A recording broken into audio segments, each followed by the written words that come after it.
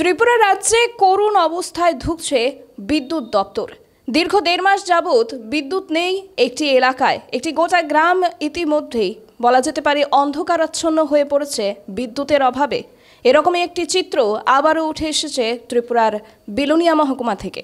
নমস্কার, দেখছেন খবরের প্রতিবাদ। আমি সঙ্গে রয়েছি শতরূপা। এই মুহূর্তে ত্রিপুরার বিদ্যুৎ দপ্তরের যে করুণ চিত্র রয়েছে সেটাই আরও একবার আপনাদের সামনে তুলে ধরার জন্য এই মুহূর্তের আলোচনা। বিদ্যুৎ ছাড়া আমাদের জীবন বলতে গেলে একেবারেই অচল, অকল্পিত একটা বিষয়। বিদ্যুৎ ছাড়া আমরা যেখানে একটা দিনও কল্পনা করতে পারি না, সেই জায়গায় দাঁড়িয়ে বিলোনিয়া মহকুমার একটা বিরাট অংশের মানুষ দীর্ঘ 40 দিনেরও বেশি সময় যাবৎ বিদ্যুৎবিহীন অবস্থায় দিন কাটাচ্ছেন। এমনকি তারা এতটাই নিরুপায় হয়ে পড়েছেন যে এই অভিযোগটুকু করার মতো যে বিদ্যুৎ অফিসে যাবেন সেই সুযোগটুকু পর্যন্ত নেই। কারণ দীর্ঘ 40 দিন যাবৎ সেই এলাকার যে বিদ্যুৎ অফিসটি রয়েছে সেটিতেও তালা ঝুলছে। দীর্ঘ 40 দিন যাবৎ বিদ্যুৎবিহীন হয়ে থাকা সেই এলাকাটি হচ্ছে বিলোনিয়া মহকুমাধীন মাইছড়া এলাকা। বিগত 1.5 মাস যাবৎ বিদ্যুৎ দপ্তরের দরজায় তালা ঝুলছে। বিদ্যুৎ দপ্তরকে এর আগে বারে বারে বৈদ্যুতিক সমস্যার কথা তারা জানিয়েছেন, কিন্তু তারপরেও দপ্তরের কর্তৃপক্ষের কোনো হেলদোল নেই। ক্ষোভের আগে ফুঁসছেন মাইছড়ার এলাকাবাসীরা। এই অফিস বন্ধ থাকার কারণে ঠিকভাবে গ্রামে বিদ্যুৎ পরিষেবা পাওয়া যাচ্ছে না। এবং আরও একটা বিষয় উঠে এসছে যে সেই এলাকায় বিগত 1.5 মাস আগে একজন বিদ্যুৎ কর্মী বিদ্যুৎ সারাই করতে গিয়ে মৃত্যুর কোলে ঢলে পড়েন।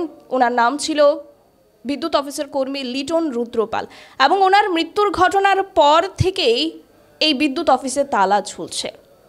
আমরা এই বিষয়টা নিয়ে পরে আলোচনা করছি। এবার মূল কথাটা হচ্ছে যে ওই এলাকার যারা বাসিন্দারা রয়েছেন তারা সেই ঘটনার পরিপ্রেক্ষিতে আবারও প্রশ্ন তুলছেন যে এই যে বিদ্যুৎ দপ্তরের অফিস বন্ধ, তার পরিপ্রেক্ষিতে ওই এলাকায় যদি কোনো বৈদ্যুতিক সমস্যা হয় তবে সেই অভিযোগটা ওনারা কোথায় জানাবেন? কোনো রকম বিপদাপন্ন হলে সেই জায়গায় সমস্যার সমাধান কারা করবে?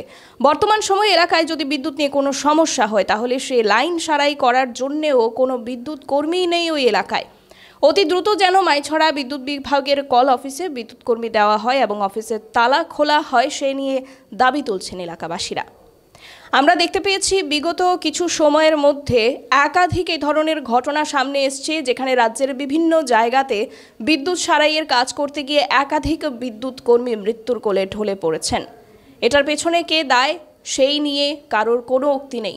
বিদ্যুৎ দপ্তরের যিনি মন্ত্রী রয়েছেন বর্তমানে, রতনলাল নাথ, মন্ত্রী মহোদয় চুপ, উনি কিছু বলছেন না, এবং বিদ্যুৎ দপ্তরকে আরও কিভাবে উন্নত করা যায় সেই বিষয়ে ওনার কোনো সেই রকম উদ্যোগও দেখা যাচ্ছে না। এবার যদি আমরা বাজেট নিয়ে কিছু কথা বলি, 2024-25 ত্রিপুরার সার্বিক উন্নয়নের খাতে যে বাজেট পেশ করা হয়েছে তাতে বিদ্যুৎ দপ্তরের জন্য বরাদ্দ করা হয়েছে 7 কোটিরও বেশি অর্থ। তার মধ্যে রাজ্যে বিদ্যুৎ ব্যবস্থার উন্নয়ন, বিদ্যুৎ কর্মীদের বেতন, বিদ্যুৎ সরঞ্জাম আদির জন্য আলাদা আলাদা করে কোটি টাকারও বেশি অর্থ বরাদ্দ করা হয়েছে। বিধানসভায় দাঁড়িয়ে বিদ্যুৎ মন্ত্রী রতনলাল নাথ বারবার দাবি করেন যে রাজ্যে বাম জামানার তুলনায় বর্তমান সময়ে নাকি বিদ্যুৎ ব্যবস্থা অনেকটাই উন্নত হয়েছে। এতটাই উন্নত হয়েছে যে এখন বিদ্যুৎ সারাই করতে গেলে বিভিন্ন জায়গা থেকে খবর আসে যে বিদ্যুৎ কর্মীরা বিদ্যুৎপৃষ্ট হয়ে মৃত্যুর শয্যায় ঢলে পড়েছেন, কিংবা বিভিন্ন জায়গায় দেখা যাচ্ছে দিনের পর দিন বিদ্যুৎ নেই, এবং সে জায়গায় দাঁড়িয়ে বিদ্যুৎ দপ্তরের যারা কর্মীরা রয়েছে তাদের পক্ষ থেকে কোনো ভূমিকা নেই। এবং আপনারা অবশ্যই লক্ষ্য করেছেন যে ত্রিপুরা রাজ্যে বিদ্যুতের এতটাই উন্নয়ন হয়েছে যে বিগত কিছুদিন আগে রাজধানী শহর আগরতলার বুকে একটি আদালতের আইনজীবীরা মিলে পথে নেমে সেই বিষয়টা নিয়ে বিক্ষোভ প্রদর্শন করেছেন। সেই জায়গায় দাঁড়িয়ে রাজ্যের বিদ্যুৎ মন্ত্রী রতনলাল নাথ উনি বারবার দাবি করেন যে রাজ্যের বিদ্যুৎ দপ্তরের নাকি উন্নয়ন ঘটছে। সাধারণ মানুষের বক্তব্য যে বিদ্যুৎ দপ্তর পরিচালনার ক্ষেত্রে চরম গাফিলতি রয়েছে মন্ত্রী মহোদয়ের, এবং সে কারণেই যারা বিদ্যুৎ দপ্তরের অন্যান্য কর্মীরা রয়েছেন, আধিকারিকেরা রয়েছেন, তারাও তাদের দায়িত্ব সঠিকভাবে পালন করছেন না। এবং বারংবার এই ঘটনাগুলো হওয়ার পরেও এখনও পর্যন্ত রাজ্যের বিভিন্ন এলাকা থেকে বিদ্যুৎ নিয়ে ক্রমাগতই অভিযোগ উঠে আসছে, কিন্তু তারপরেও ত্রিপুরা রাজ্যের মতো একটি ছোট্ট রাজ্যের বৈদ্যুতিক সমস্যা এখনও সমাধান হচ্ছে না।